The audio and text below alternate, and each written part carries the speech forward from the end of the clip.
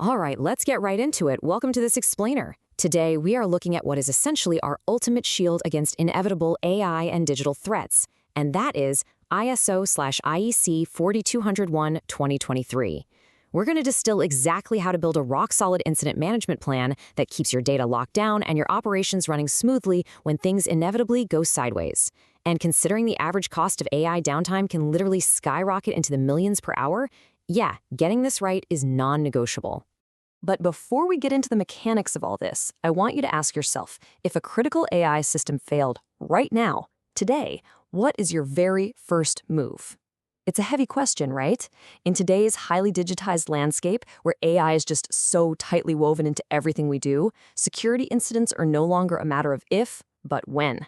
Whether we're talking about a highly sophisticated cyber attack, a critical system glitch, or even just a simple internal mishap, the stakes are incredibly high for your reputation, your finances, and your operational continuity.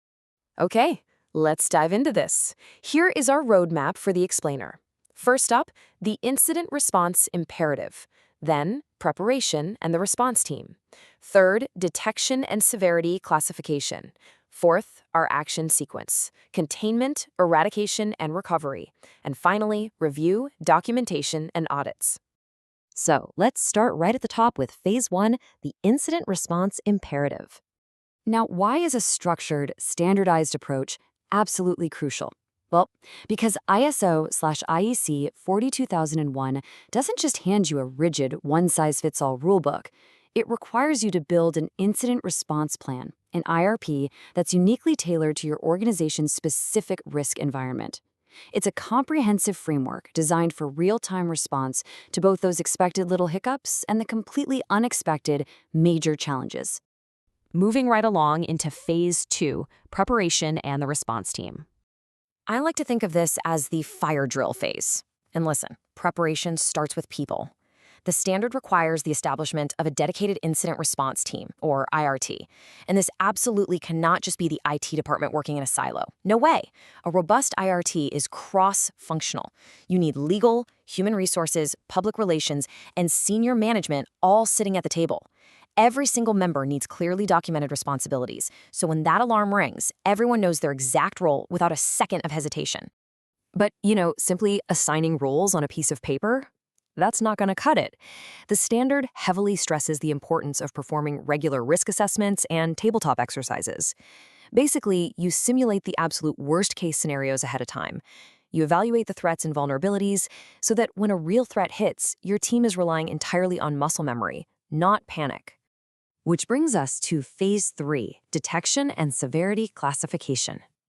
If the last phase was the fire drill, this right here is the smoke alarm. We have to categorize incidents based on their severity. For instance, an unauthorized access attempt on a critical AI system, that is a high-priority, all-hands-on-deck crisis requiring immediate containment. But an employee needing a simple password reset, that's low priority. I mean, you still need to track it and properly document it for sure, but you definitely don't want to drain your emergency resources over it, and this brilliantly illustrates why classification is so important. Now, to catch these varying threats, ISO/ISO 42001 emphasizes a blended approach. As you'll see in the breakdown here, you need a healthy, balanced mix, roughly a third across the board, of automated tools like intrusion detection systems, endpoint monitoring, and crucially, human oversight. Because technology isn't the whole shebang, your staff must be actively trained to spot and report suspicious activity the second they see it. So, how do you know if your smoke alarms are actually working?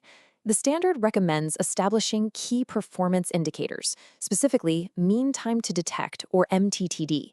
The faster you detect an anomaly, the less damage it ultimately does.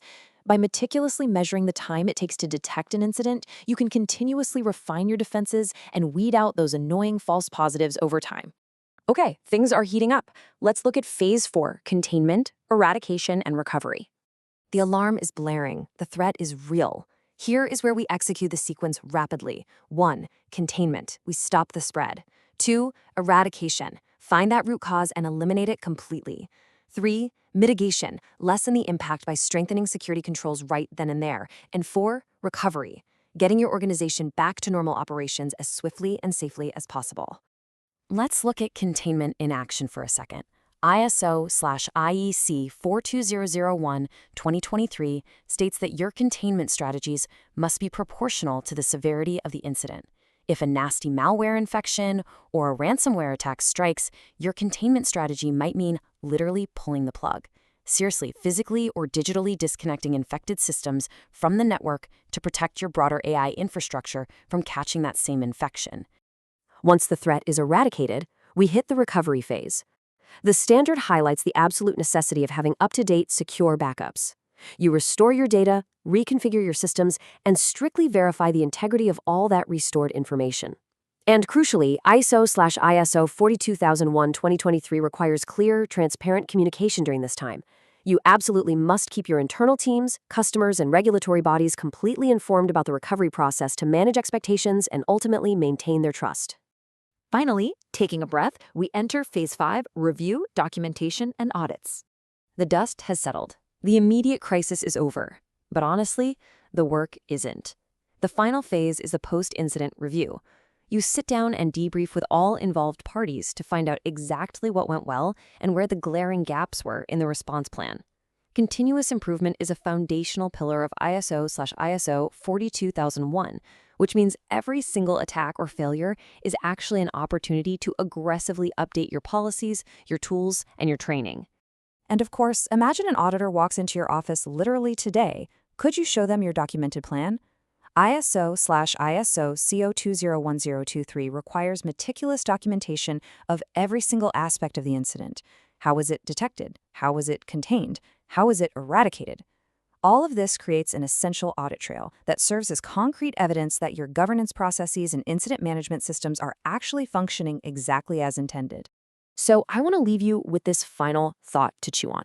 Are you just managing incidents as they pop up? Or are you actually learning from them? Because by fully aligning your incident response plan with ISO/IEC 42000-2023, you transform reactive chaos into a proactive, continuously improving shield for your organization's most critical assets. Thanks so much for joining me on this explainer, and I truly hope this helps you build a much more resilient security posture.